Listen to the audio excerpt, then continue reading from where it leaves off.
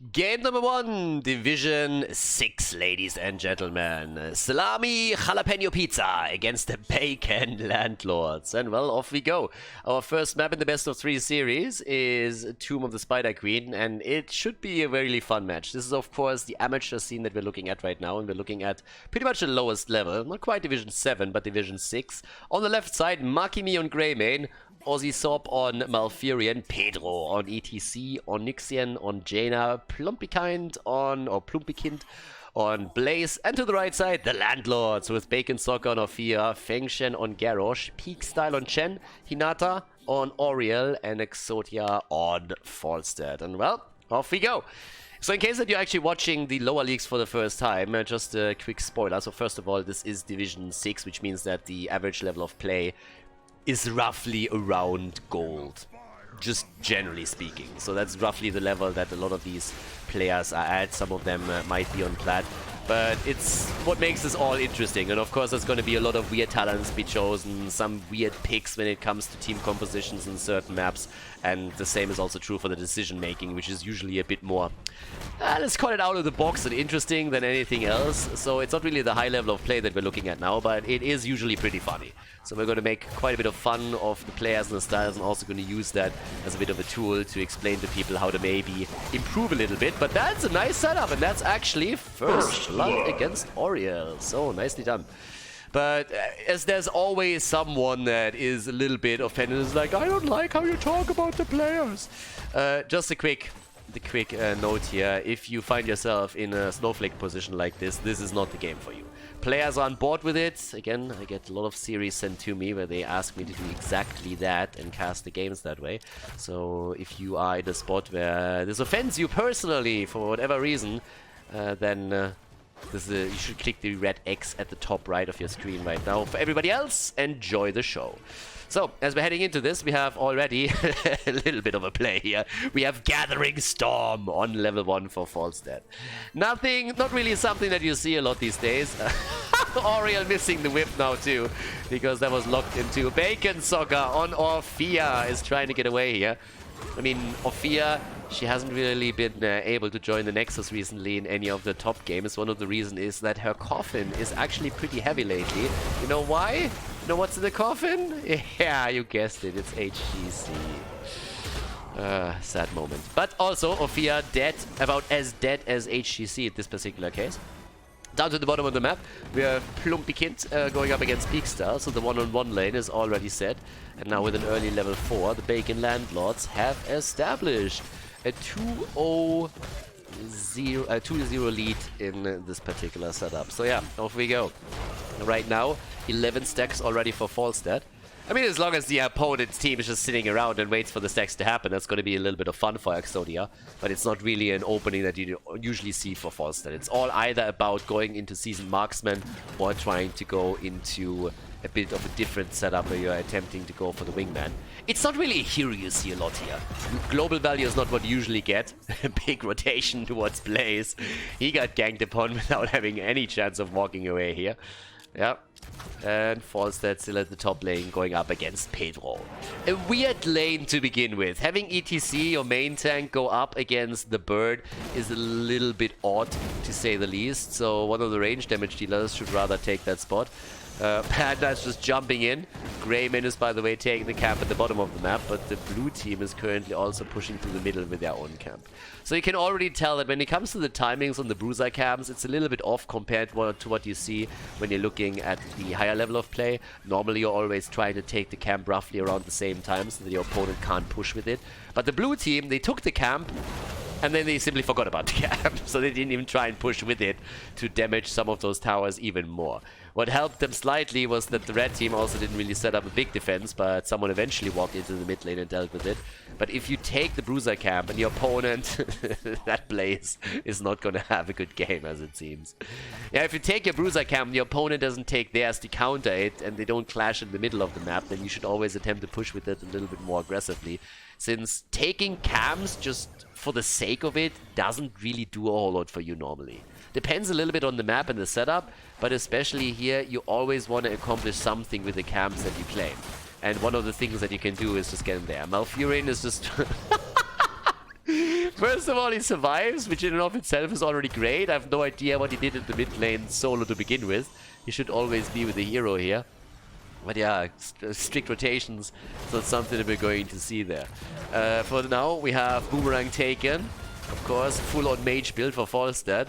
I mean, if you already go full-on mage build, I want to see the Hinterland Blast too. There's the whip into the wall. So Pedro is going to get stunned out there for just a second. Can they get the kill? Well, they're trying. The Boomerang did not quite connect here. And the Red Web Weavers are descending first. Alright, it's team for the weeps, baby. And top lane, that's where we currently have Pedro and Makimi trying to home down on the chicken a little bit. They want to pluck the bird here. And Fengshen is trying to help them out too. So they are all starting to move in, waiting for the Web Weavers to arrive. It's level 7 versus level 7 talents. And they try to make the play for Pedro. Lockdown attempt is there. Here comes also Jaina's burst damage, but another whip into the wall. Oriel definitely getting a bit of training here. At this point, you can really tell what Hinata is using in the bedroom all the time. I mean, that much skill on the whip doesn't come by itself. You need a lot of training for that. I'm not quite sure what Naruto thinks about that, but, well, maybe he is into that shit. That was a nice lockdown, though. Slide into Malfurion stun, and it leads to a kill. What is this? Look at that. All of a sudden, we have a little bit of coordination going. Is this Division 6 or what's happening here? Plumpikind already bot lane is yeah, attempting to deal with all of this. Is a little bit tricky. They're losing not only the wall, but they're losing even more. Slight lead in kills for the blue team, but that alone is not going to guarantee them the victory here. They're losing structures by every single wave that gets pushed against them. So off we go. Mid lane, bit more pressure. As Greymane is trying to also get at least the stacks for them. They're currently in a position where they can get an easy turn in if they can move on to the turn-in spot. And nobody goes for it except for Blaze, but they have a lot more to deliver here. 59 gems in their hands in total. Finally an attempt over to the right side to get this one done. Level 10 abilities, a little bit quicker for them. And with those they can go for the spot again. With the spot, I mean the turning points, of course. If you have level 10 abilities and your opponent doesn't, you can always try and dominate the turning point, and you should try and look for a fight. Oriel, not with Resurrect, by the way. Going into the Aegis instead. We have Ring of Frost, the Bullet, Tranquility, and also the Mosh Pit for ETC. And in we go. Bullet hits, and the bird takes it right to the heart here. Blaze hasn't made a choice yet, which scares me. It scares me a lot. He had died already twice. I really want to see Bunker, but I have the weird feeling that we're going to see Combustion in this game. But again, I might be surprised there. They're trying to lock down Garrosh again. Indomitable helps him. And off we go. Blaze comes in from the side, and yeah, doesn't really do a whole lot. 60 gems in their hands, but no turn in just yet. There's the slide. Pedro with a party, but the gust interrupts it. Falstad was always a joy killer, so he immediately gusts them out. Bot lane, pressure against Blaze. Blaze with the jet propulsion. Where's the bunker when you need it? Nope. Nope. Not taking it. And yeah, he just soaks that shit. Alright, I would like to say he soaks the tower shots, but then again, there's no ammunition anymore, so that's not really the case any longer. Still hasn't taken this talent, by the way. So there's two explanations. Either he wants to be sneaky with the combustion, or he is still reading the talents. One of the two. Given that it's Division 6, both are possible. Down here, a bit more damage from Exodia. Where's the damage actually on the bird? How much did he get so far? 18,000. There's the slide. Oh, nice interrupt and the barrel roll. I like that. Couldn't get the kill, but still. Okay, there's the jump, and that's a panda ult. Yeah, they want to get the panda. They lock him down, and ult or no ult, that panda's not going to have a good day. Nope. Panda is down. Got no assist, by the way. There was a gust ready for Falstad. He just said, like, dude, not this time. I'm sorry, but yeah, I'm not going to gust you. That's 3 deaths already on Blaze, by the way. I mean, in this case, the Panda obviously dies, but just as I'm looking at it, Blaze has died 3 times now. Jaina is now down 2. That Ring of Frost did not do enough damage. She was hoping for a little bit more there, but very aggressive for that, and the position didn't really justify her exposing herself this heavily to the opponent's team. Which is a little bit of a weird sentence to utter in Heroes of the Storm, because, I mean, again, depending on where you actually say that, it can have some dire consequences. But as the blue team now controls the Web Weavers for the first time, they still need to wait for Jaina to make her way back. 46 stacks already for Falstad. And he still went into hammer gains on level 4. As I just now see that. We are on level 12. And Blaze hasn't taken a talent yet. Pedro moving out. Blaze moves in. Come on, baby. Whatever you take it now. And there it is. Combustion. Shocking, I know. Nobody saw that coming. And he walks away. Picks Combustion and walks away from the fight. If there was ever a Combustion opportunity, it was definitely there. So, yep. In we go. There's the play. And, well, the kill against Malfurion. No. Malfurion and ETC are both still alive. Well, okay. Scratch that. ETC is dead. He actually was about to survive and he said, like, not happening. And moved straight in there to kill himself there. Yeah, there's the jet value. Oh, combustion value! Get some damage in, but it's not enough to really give them a kill.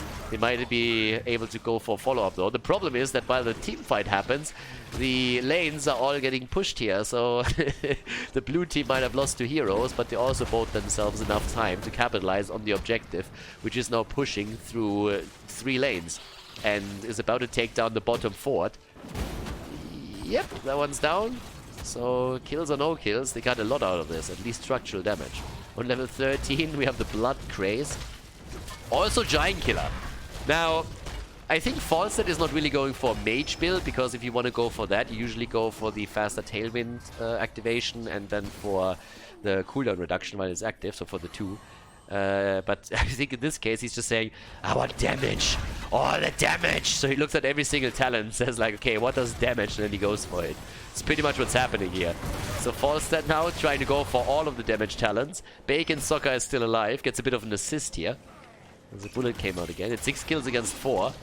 And camps are just randomly sent across the map, starting to move into the middle right now. Nobody pushing with them. Turn-in attempts.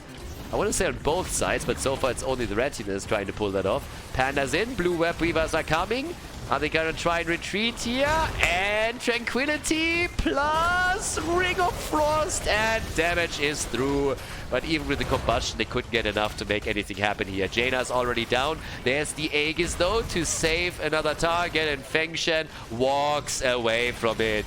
Pedro might not be in a spot where he can make that happen, but the Panda is not close enough to come in with another flying kick. But again, same thing happens.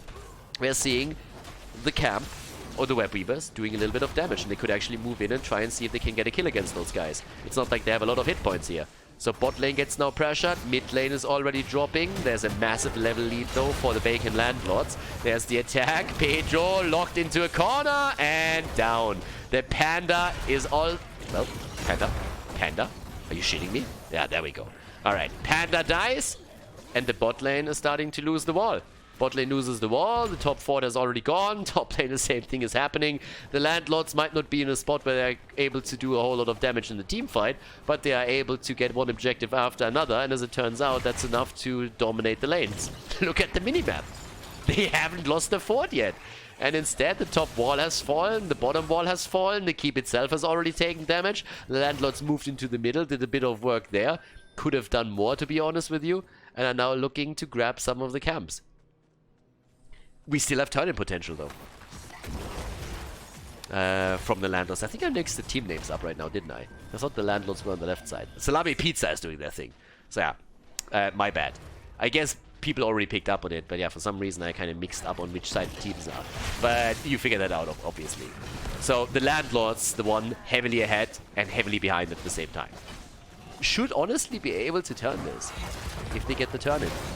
But at this point, we have a little push down here. Okay, Exodia is already moving away from it. The camp is taken. They need to turn in the gems. I have no idea why they're waiting until the opponent has level 16 talents before they make the turn-in attempt. Ah, Falstad with a good old fly to the top for 10 gems move. Ingenious. Totally worth it. But then again, he doesn't need the global on this map a whole lot anyways. Oh! Moves in from behind. The kill against Malfurion. There's the combustion and ETC for the party, but the gust into the corner. And now with 16 versus 16, there could be a fight now too. Off we go. And they can get the turn in, and they do. ETC is in trouble, and even with the Ring of Frost, he's gonna fall here. Yeah, slides into the fight. Sacrifices himself for the team. Now we're seeing the Panda fall. Committing Sudoku here too. And in the mid lane, even without the Web Weavers, the fort alone, the cap alone already takes the fort down. So the Landlords all of a sudden taking the value right here. Yeah, they have a massive push now in the middle of the map. And of course, as you do in Division in Division 6, you don't push with the advantage. No. No. You have a camp and the Web Weaver in the mid lane that is perfectly in position to go for the keep. So what do? Exactly. You move away and you go to the top lane. You go to the top lane that would have died anyways. So again, guys, you really want to set yourself up in the mid lane here. That top lane falls anyways. There's nobody there for defense, and your opponent has to stay in the middle if you threaten keep. So they could have made that rotation later, but at the beginning they should have knocked that a little bit more. Falstad flies down to try and get some value over here, so that's what we're seeing, and is going to try and take the fort down. And shocking, I know, but that actually happens. So Falstad over here is not gonna get a whole lot done either. So yeah, that's Garrosh, you're down. But the problem is, what did Falstad actually just accomplish with that? Not really a lot. That fort falls anyways. Falstad has maybe gotten them a little bit of experience. I don't know why Blaze didn't just move down directly, but Falstad couldn't really do a whole lot down here, so it would have been even better for him to maybe stay at the bottom. Would have been a different story if nobody rotated, but with Garrosh dying, that's obviously a problem. So okay, here we go. Top lane. Dive in for the fort, and he gets it. So all of the forts are now eliminated on the map. And as you can tell, it's 7 kills against 10. And off we go for the camps. So now the situation changes a little bit. The distance of safety is a lot bigger. There's no forts around anymore. So you always have to ask yourself, how much can you push here? And since there's a huge amount of gems currently for Salami Pizza, they probably would be in a good spot to just like turn those in whenever they can. 49, they want to get the turn in. There's a boss up on the map that you should monitor at least a little bit. And Chen just goes for it. I got this, boys. I can only imagine that the rest of the team started yelling at him immediately and just said like, dude, get your ass back here right away. We are not going for boss. Pings already at the keep. Yeah, it's just camps that are taken on the map now. But it should end up with a situation where Salami Pizza has the gems in their hands quicker for turn-in. And they're actually going for boss. And the blue team needs to realize this. If nobody is on the map, where could they possibly be? There's a chance that they are setting up in a trap for you, but you have to rotate and make sure that that doesn't happen. Wasting time in the middle of the map at this point is just, like, I have no idea why this is happening. Guys, if everybody on the opponent's side is missing all of a sudden on the map, you know where they are. And boss gets taken for free. That should have never happened here. Now we have a turn-in. And that one should at least come through, but I don't really think they can. They're still missing someone to turn in, and it's Blaze. But yeah, bot lane is obviously catapults and siege chances push with this, but getting a boss for free is kind of insane. So yeah, that can't happen. Level 20 talents are now also ready for them. Boss obviously gets already defended, because what does a team in Division S do? Exactly, you get a boss and then you don't push with it. That's how we play this. We get a boss and we get level 20 and then we don't push with the boss. Because if we did, we could actually do damage. And we don't want that. We don't want to do damage. But thankfully ETC suicided anyway, so it's fine. Panda comes in. And with boss and 20, they get a keep. But if you look at the bottom of the map, where's the bird now? Where's that bloody bird when you need it? That's where you need to go with your global. They lost the keep at the bottom of the map. Now Jaina dies and Greymane. They might even be able to get the keep here. But from the blue team's perspective, it couldn't have gotten any better. The red team decided to take a boss, didn't push with it initially. Then they lost the bottom keep at the same time. And the only reason why all of this flipped at the top is because ETC said YOLO and dove into the back.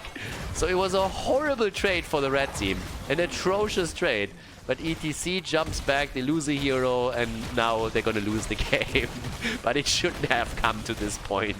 I mean, every decision that led to this outcome was wrong, pretty much. So, the Reagan Landlords are taking the lead in the best of 3 series against Salami Pizza on Tomb of the Spider Queen. How? I don't really know. But yeah, Salami Pizza was just a little bit better at throwing the game, I guess, at the end of the day. So there we go. The Bacon Landlords with the lead in the best of 3.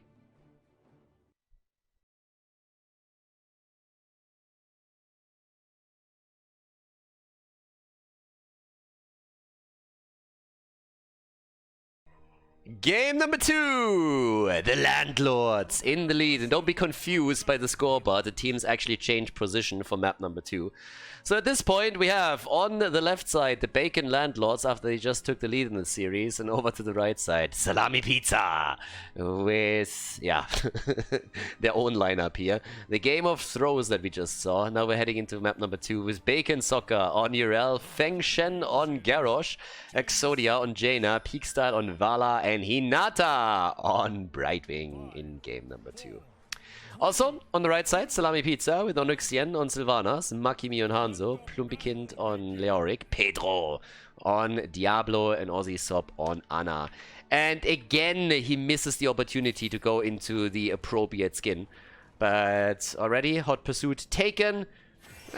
We have a little bit of a stack quest also for Jaina. We have the same going on for Sylvana, so immediately moved into the Unfurling Shadows. Austin's Renewal. Also the Feast on Fear for the wall stuns. But yeah, the lack of coordination I'm sure is going to continue here, and it's going to be absolutely glorious. But let's see who's going to take the victory here.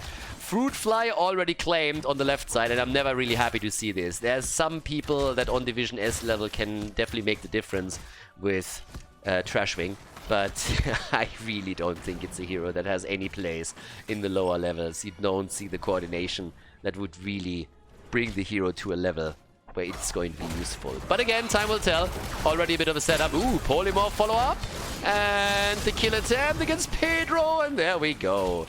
Pedro's Diablo goes down right away. So, first blood is in, and top lane, Bacon Soccer going up against Plumpikind here. When you have abilities, you need to use them. Of course. That didn't really connect, but a good drain. Drain at least connects, so that helps a little bit. So, the two of them locked into an internal battle for now. The Space Goat against the Skeleton King. That's all. Okay, so as it happens, action is going on with now level 3 coming through. There's already the next attempt to go for Pedro. And poor Pedro. Poor Pedro. Getting bullied here the entire time. As he was trying to go for the camp. The big invade from the Landlords as they are hyper aggressive. And yep, that's the kill.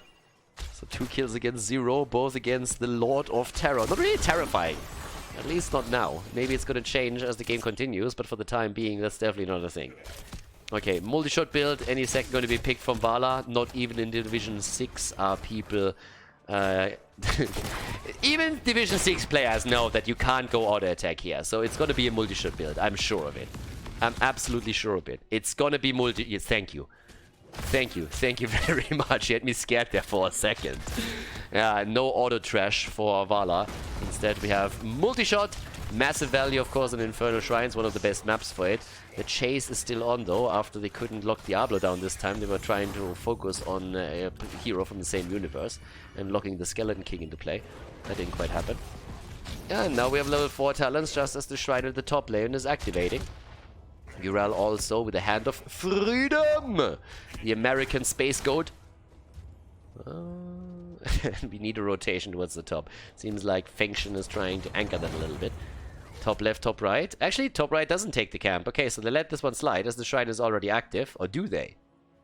That would be a really late camp if you're still trying to take it. That one's already claimed. And holy hell, they're actually doing it, aren't they?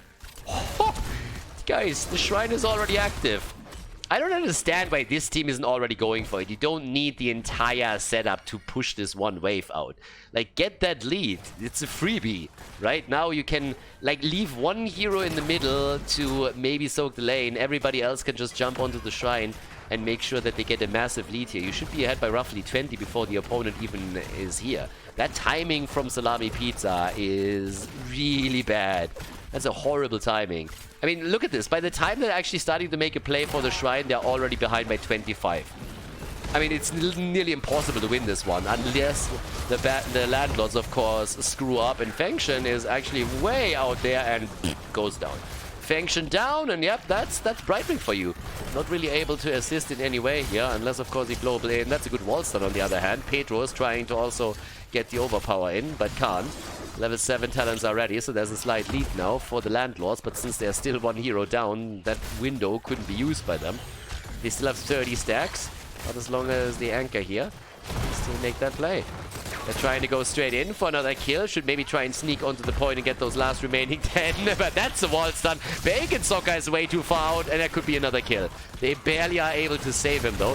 Urel is still alive. There's the flip, and Leo is dead. Leo dead at 30 points against 15, and the fight still ongoing. Urel is a little bit low, but as the blue team is aiming for the next few points to grab the Punisher, the red team is looking at another kill opportunity. Overpower gets used. Hey, the cooldown was ready. Didn't have a shadow charge, doesn't matter. Urel is dead. Diablo is nearly dying too, but he's able to make his way out of there. Level 7 talents are not all taken yet. And in we go. Okay.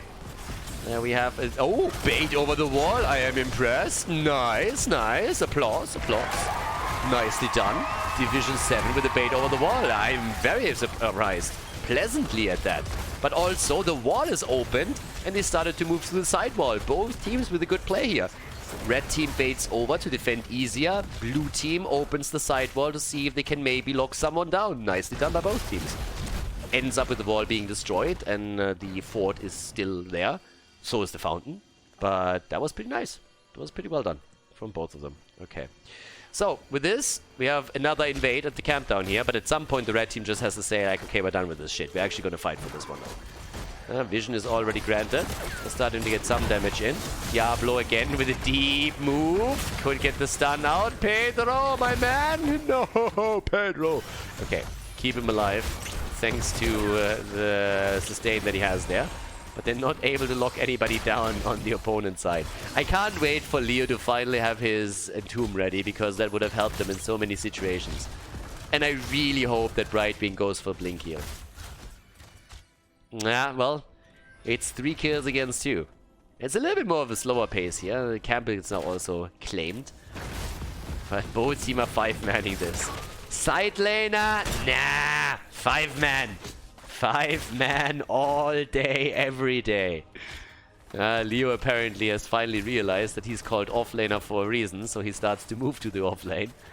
Camps are not getting invaded here by any means, and yes, Leo rotates mid lane towards the top lane, so off we go. It's a bit late on this, but here he's at least making it happen. Here we go, there's the chance, go for the swipe, and he might actually be able to escort that in too. Level 10 abilities, Pedro again at the front, the taunt, the flip, and Fiction gets away! The ring, the zoning ring! The ring of zoning over here, as they zone out the rest of the team. Don't interrupt us while we kill your tank. Talk about killing things, the top wave is nearly taken down before anybody can soak the shots. There we go. Entomb, Apocalypse, and the arrow.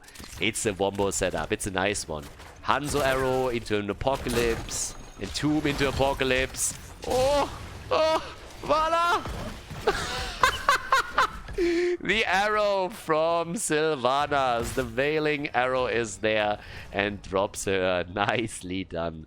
No talent taken yet from Vala and Brightwing on level 10. Okay, Strafe is in for Vala. And Emerald Wind.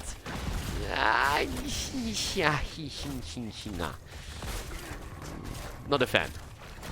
Not on this level. Alright, Feng Shen. 1v5. Not really the best odds for the frontliner here. That's the moment when Garrosh runs in, and then the second later is like, Team! Team! No assistance there. Brightwing also not portaling in and going for the for the Emerald Wind. It's just like, no, fuck that. You're on your own, dude. You're on your own. This is not happening. No, my watch. Okay. Garrosh is like, Brightwing, come on, we can do this! And Brightwing is like, nope. Not okay. Not a thing, my friend. So Urel is still at the top, and now that we have this lady, yeah, that Entomb. No. A little bit too eager, a little bit too trigger happy on the R button. Urel is still sitting topside though, and is saying like, guys, I'm going to deal with the camp here, and in the meantime, the red team is just taking the entire objective and is going to walk away with the Punisher. So nobody's going to move over there, apparently. They're not making a play just yet. It's 28 stacks by now. Okay, they're going for Vala again. The strafe on the retreat. The randoms button are being pressed. And people walk into the apocalypse. Hanzo is on the other side. Short distance arrow. Best arrow. Hanzo down. And everybody's on the run again. Camp at the top lane gets a little bit of value. The Shaman camp is starting to push through the wall. But down here, they're going to try and get the kill against the Auric. Barely making it out. Yep, there's an ult also on Urel. Everybody used their ult. She was a little bit jealous. Wanted to use her ult too. So a quick R button is getting pressed. 5 kills against 4 now. Fight is happening. Where's Leo when you need him? Where's the Entomb when he needs to come back? And there's the Arcane Punisher. Red team takes it. Entomb is in. Wrong side though. Leo goes down. And there's the jump any second. Jump, jump, jump, jump. Yes, there we have it. Bacon Soccer gets lasered. He's dead too. And now that the jump got procced in front of the wall because it didn't move towards the top but through the middle, Sylvanas has the chance to enhance the push with even more pressure. And talking about push and pressure, Salami Pizza is making the plays topside too, thanks to the camp that they timed earlier. Yeah, that's Salami Jalapeno Pizza. And by the way, just for the record, because this has been a discussion, pineapple, of course, has not a place on Salami Jalapeno... pineapple does not have a place on Salami Jalapeno Pizza, but it has a place on pizza with ham. Hawaiian pizza. Pizza with pineapple. So yeah, pizza, pizza, pizza. Also, I'm still waiting for the opportunity of Salami Pizza to pick Healthos finally. I mean, he literally says Salami. Ascialanore. Salami. And if you would not cut him off every single time that he starts shouting it, he would also say Jalapeno. Tempered by discipline, guys, don't use that talent. Seriously, it's not really a good talent. You want to hit Gloom on level 13. That's pretty much it. Tempered by Discipline, especially on Division 7 or 6, is a horrible talent to take. I have no idea why people think this is a good one. One of the problems that people on this level have, first of all, is getting good auto attacks in, especially during team fights, when you need that talent in the first place. Also, having 10 stacks of Hatred up is in and of itself already going to be a stretch for any team on the low level. And even on the top level, you don't see that talent picked. If you're going up against heroes that have a lot of ability power, you want to go Gloom anyways. Oh, there we go. Random ults being chosen. As usual, both of them have 0 value except for zoning. And there we have it.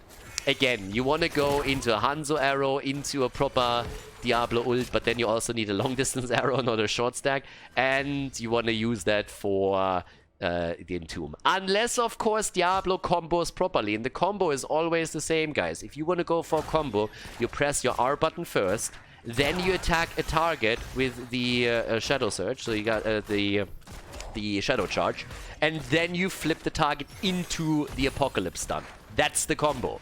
Ult, Shadow Surge, Domination. That's how you play that ult and how you get that stun through. If you don't do that, then don't do it at all. Wait for either Leo or for Hanzo to set you up, and then you can go for it. There's for example... he pushes her out!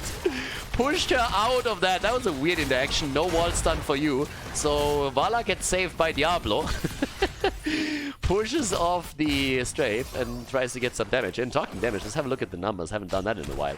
Vala is walking away with 50,000 at this point, 29,000 on the other side. Brightwing hasn't fallen yet, but the forts have all been destroyed on the blue team side. Yeah, and Pedro! The inquisitive Diablo is once again exploring what's happening on the other team's side of the map. He's trying to do that. Over here, there's a little bit of a setup against the camp. Fengshen is already trying to see if he can maybe interrupt someone there, but gets sniffed out very, very quickly. Diablo is immediately making his way up to the top and realizes, well, there's a little bit too much blue. And gets flipped in, and gets attacked again. Gets taunted, and goes down. The Ring of Fail doesn't do anything either, but you gotta love it. I mean, Diablo is just face-checking the 5-man whenever he can, and then he never really waits for the flip. If he waits for the flip of Garrosh and then uses the Shadow Charge, he might even be able to get out of there, but he could have at least used the Entomb, the Apocalypse. I think the main reason is that he got taunted too quickly. I assume that he wanted to use it. So now we have Manticore, which is a great talent, of course, to be taken here. Shrine is also active at the top of the map now. Fengshen, and gets taken down. Ooh, big arrow, big arrow. Straight off to North America here. Yeah, that's it narrowly missed. Oh, that was nearly a connect. That was nearly a combo, but it's still a kill. Urel goes down. The combo might not have worked out perfectly, but it's still a kill. And now they could follow up with one against Vala if they really wanted to. There's a little bit of B-stepping happening apparently here too. That is a bit of a surprise. Yeah, Leo was the only one to move in for this one. The rest apparently wants to make the play for the Punisher, which isn't a bad choice. It's a pretty solid one. Bot lane, there's one catapult that pushes the lane, by the way. So that is eventually going to do a bit of damage. Ah, actually, I'm lying. There's 2 catapults. Okay, that's gonna hurt. If nobody rotates down, but it seems like the landlords are making the move down to the bottom of the map. Okay. Over here. Lumpikind zones that out. Garrosh is the one dealing with the catapults. Camps are taken from both teams. Well, actually not from both teams, from one team, both camps. And there we go. Leo is now making his way over, and he should have probably made the rotation already a little bit earlier. But they are in for a push against the keep. Don't tell me they abandoned that thing. Alright. Like, come on guys, stop rotating into the middle. Rotate towards the top. You have Sylvanas with this. Push a bit with her. Try and at least get the wall. See if you can get a kill. Maybe you can do something. You have Arrow, Entomb, and Apocalypse in a couple of seconds. That's an opportunity to see if you can get the keep. Where's Leo when you need him? Camp at the bottom of the map. I guess he's going to take care of that first. Or is he going to go top? At this point, I don't even know what's going on there anymore. But, yep, they're sitting at the top. I've taken a little bit of damage. Are starting to get some value from Sylvanas, but are also kind of scared right now. They're trying to make the play for Urel. The Punisher jumps in. Oh, and there's the stun. The Epoch. And there's the full-on wombo combo. Denied to an extent, but oh, damn. All of a sudden, they're getting locked down here. There's another wall stun attempt, but this time Garrosh was ready. Garrosh, on the other hand, dies, and the Punisher jumps in to make sure that Urel follows suit. So now they have 3 heroes down. They can go straight in for the keep, and they could even go for core here. That's a core attempt. That is game. If they go in, that's game, and it seems like they go. Now, don't stack on the core. Don't stack. Please don't stack. Just don't stack. There's still AoE damage that the thing does. They're burning it down quickly. Pedro zoning a little bit at the side here, and all of a sudden, the landlords are in trouble, and this could be a tie. We could head into game 3 from here on out. One good move was all that was needed up at the top. One combo with the Hanzo arrow into an Apocalypse and in the Tomb. The Punisher helping out with it, and that is game. Salami Pizza taking the victory on Infernal Shrines, and we head into the 3rd map.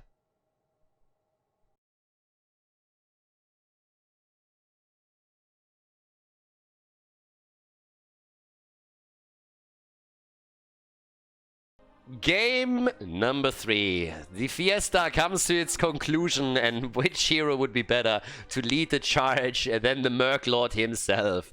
Our favorite Murloc in play for Bacon Landlords, as they are using Bacon Sock on the hero. Fengshen on Garrosh again. We have Exodia on Phoenix, Peak Style on Arthas, and Hinata on Tyrande. To the right side of the map, Makimi on Greymane, Onyxian for Salami Pizza on Liming, Plumpikind on Leoric, Pedro on Johanna this time, and Ozzy Sop on Anna. Alright, let's get the Murloc in action on level 1. A fishy deal. I mean, putting him into play in and of itself is already a fishy deal. Another horrendous talent, Eternal Hunger, just gets picked for Arthas. Really bad talent, by the way. I would love for Blizzard to increase the damage a little bit to at least make it pick-worthy in brawls and ARAMs, but yeah, it's always that dream that you have to walk away with an insane amount of stacks on the level 1 and then do massive damage in the late game, but that's very rarely, if never, happening. So now we have our little brawl here in the middle. And interestingly enough, we have Arthas, Garrosh, and Murky. And Murky is going against Leorki. So the two of them are phased perfectly up against each other up at the top now. And off we go. After we've been talking the entire time, by the way, about pizza, I'm internally hungry now too. So Arthas is not alone here. It's probably an adjustment that he made because of the opponent's team name. At least, I guess we can guess that. So as we are heading into the 1 minute mark, this is what the team should go for now. You should go for the items. And as it turns out, at least the Bacon Landlords are making exactly that. Both of the teams are making that happen. Okay, I like it.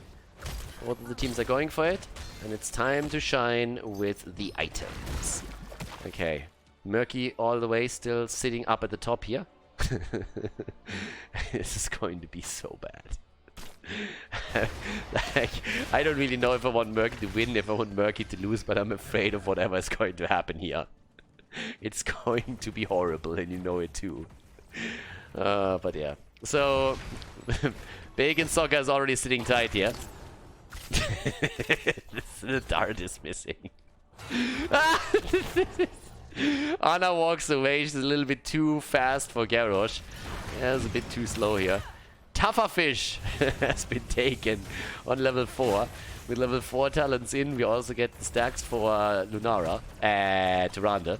Luna Blaze. Lunara is not getting played here. That's something for Division S North America. They love Lunara. They play her a lot. And Li Ming is still debating which level 4 talent to take. Is it going to be Triumvirate? Is it going to be Orb? I mean, honestly, at this level, I expected Orb to be instantaneously picked here. Dominance would, of course, be also kind of nice. Hunter's Mark is in. Graham in a little bit of trouble. But here comes the Frog, and Pedro is in a bit of trouble. What else is new? Gets the Iron Skin cooldown back in time just to save himself, though. But the fight over this particular healing beacon could still be pushed forward a little bit more. Still no level 4 talent for Li Ming. There we have it. Dominance. Okay, Dominance is in for Li Ming. Onyxian definitely going to play this with Calamity, I believe. And here comes the play for the item itself. They're trying to steal it away, and it's grabbed by Fengshen. Nicely done. Even Phoenix survives, so all of them can walk away quite easily now, as the first objective has just now been activated. Arthas comes in, gets the quick stack for his level 1, and says it's all about the mana, boys. All about the mana action. Okay. And in we go. Alright, up to the top right now, and let's see. Objective is up, and the blue team has taken the lead. Murky, of course, against Li Ming is also a lot of reset value potentially. I mean, once that you have the bubble and everything, but still, if Li Ming is able to get a kill there for the reset, that would always be nice for her. So that could be a problem during those team fights if Murky is in any way exposed. Another thing, keep those items for the later stages of the fight. You don't just want to throw them out as you have the position already. You want to wait until your opponent really makes a play for it. Because that turret here, they can literally just wait it out.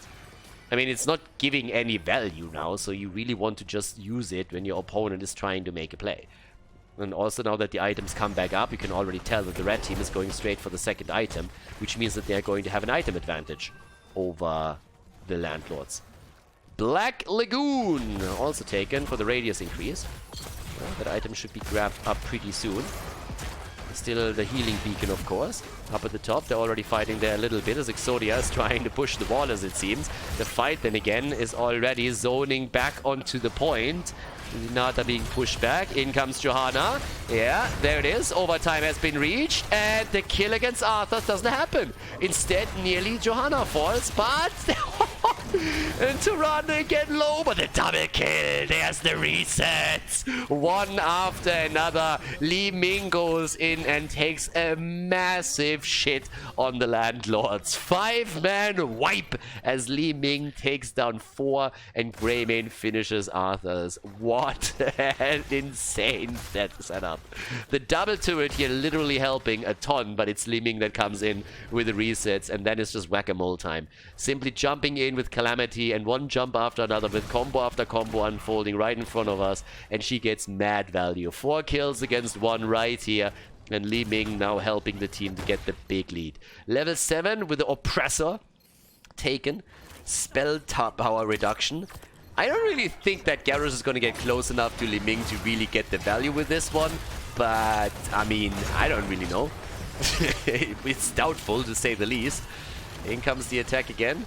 Anna, of course, with another boost later on, can enhance Li Ming's power even more. Now Leo is dropped. It's 99 against 99% in just a second. There's another play with Li Ming, and she is fucking smurfing. Another kill against Phoenix. Can get another reset. There's the reset. And another one. Calamity, baby. And that's why you learn how to play with Calamity. Exactly that. She gets another 4 heroes dropped. And Li Ming is just absolutely terrifying right now. Yeah, Li Ming is fucking smurfing here. What the hell? Level 10 abilities are in. They take the wall down. They rotate top. Down at the bottom of the map, Leo is just ghosting out of harm's way. But topside, that is going to be a big problem right now. Division 6, ladies. Everybody stacking up, and that Calamity value is just, yeah, incredible. Absolutely incredible. The biggest problem that Li Ming has at this point is honestly her mana pool. It's just mass resets in every single fight, and she's just getting one combo out after another. And at some point, she's boys like, I'm sorry, but I can't kill anymore. I actually need to go back because I'm running out of mana here. You have level 11 against level 9. The landlords are heavily falling behind here now. And there's another attempt as they're turning it around. 13 stacks, by the way, on Arthur's guarantee him now that he has a bit more mana management for himself. There's no levels. Oh, yeah, go for it. You have level 10. Take the opportunity. Go in, but don't stack like that. Where's the blast shield when you need it? There it is. And now Li Ming with a nano boost. 1 kill, 2 kill. And she pops them like pimples. Just jumps in with Calamity and nearly gets the kill against Phoenix now too. Arthur's falls out, but that's another 2 kills. Guys, it's 8 kills against 3. Garrosh falls as Leo moved in and dropped him. Murky could not stop that at all. But you can already tell what the combo is that they're looking for here. We have Octograb into the Planet Cracker. It is cracker time. Oh god. That's what nightmares are made of. Octograb into Planet Cracker. Let's see if they can set that up. Leo is actually going topside now for the 4th kill. And he should be able to grab it. Peak Style is the only one sitting there. Yeah, there's the blind, there's the kill. Can they go for it? Not quite yet. Okay, let's see. I am terrified. The combo is going to be so bad. If they get Li Ming with it, I mean, if they can kill Li Ming, this seems to be the biggest problem. Where's the damage output, actually? 26,000 on Li Ming. I honestly even expected more now. Murky with 8,000 hero damage. 8,000. Murky has about as much hero damage as Tyrande has. That's pretty much it. Ana on 2,600.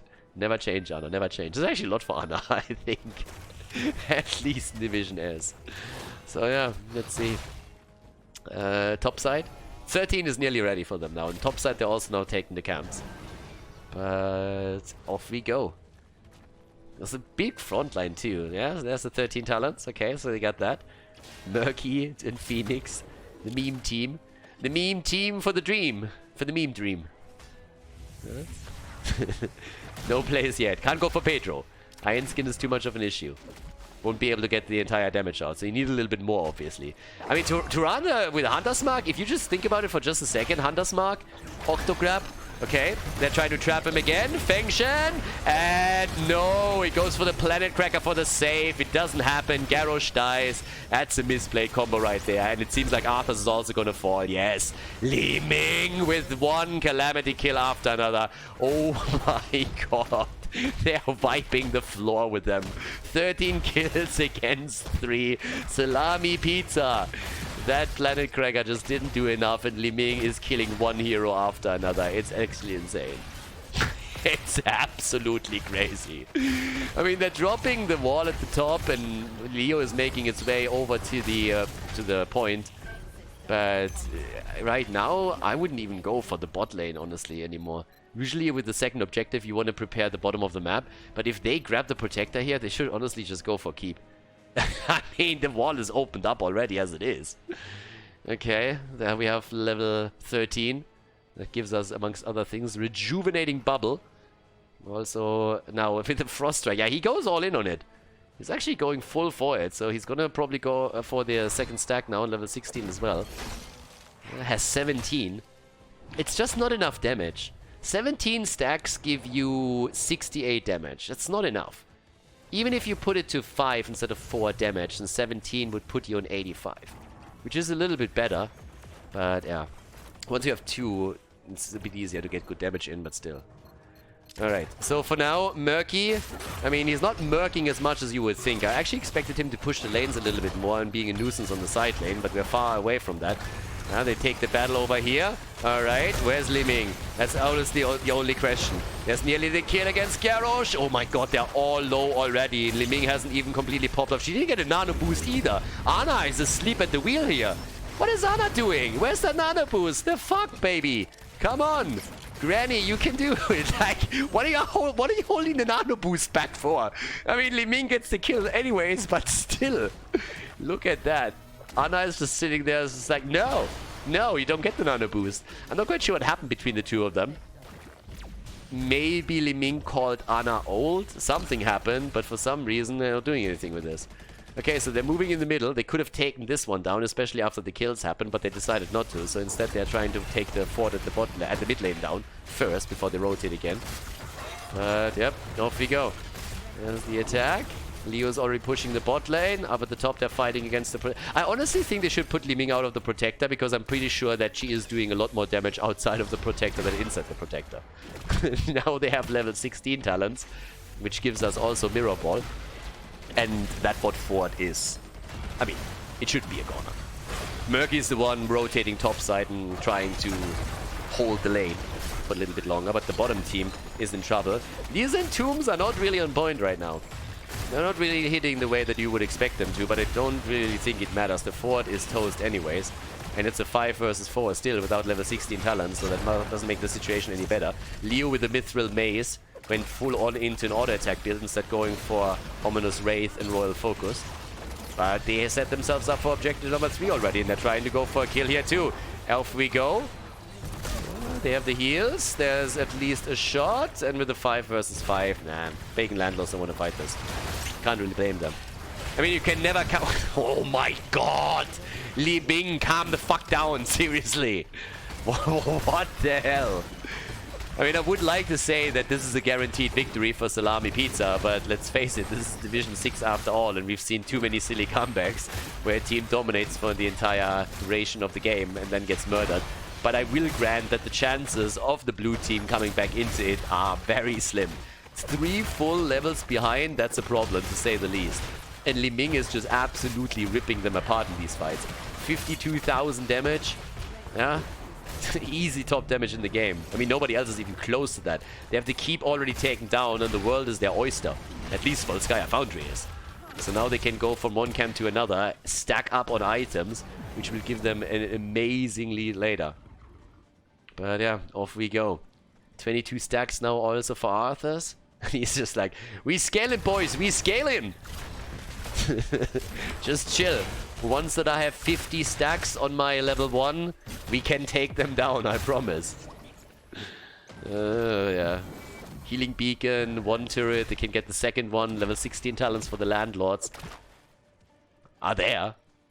Doubtful that's going to change a lot.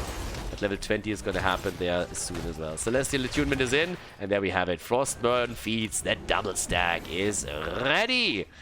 With the Earth Shaker. Shake that earth for me. Shake that earth for me. Alright.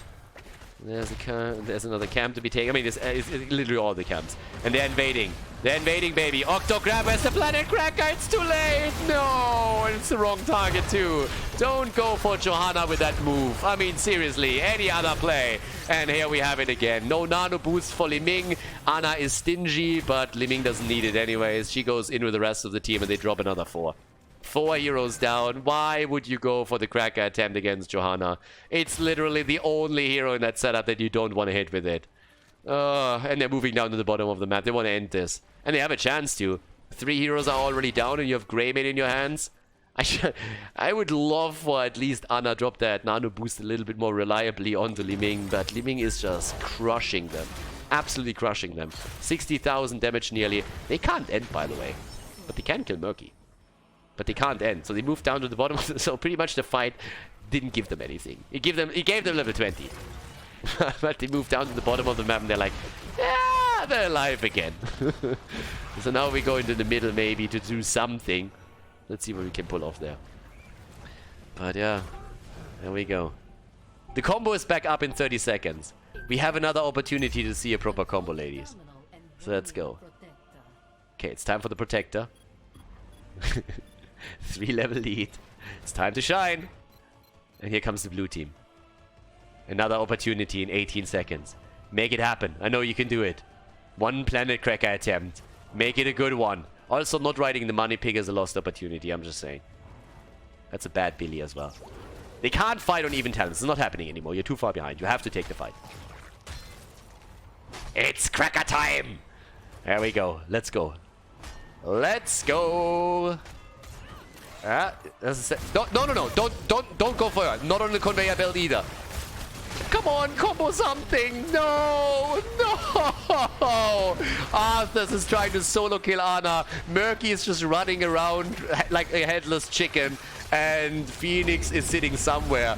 Gets a Planet Cracker kill. He actually gets the Planet Cracker kill, and Murky hasn't even used his ult.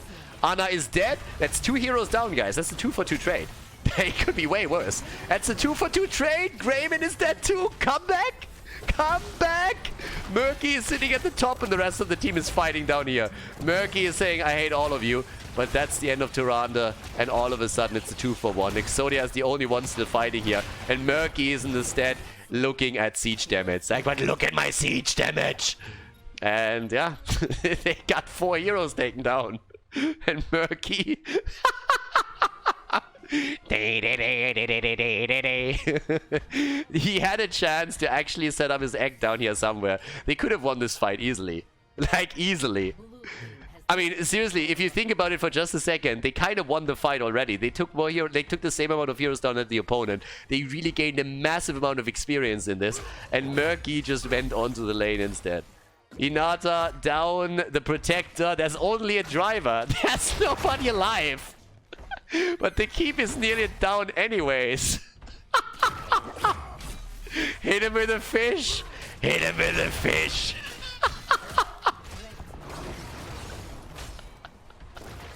What a shit game. And Murky is just sitting there and saying like, guys, you deal with the fight. I'm going for the minion wave because that's what really matters right now. Oh, it's too good. It's just too good. There's 34 more seconds. They're like, guys, we don't know where to go. 7 kills against 25 and level 20. Any moment now for the blue team. They're gonna get 20. Murky.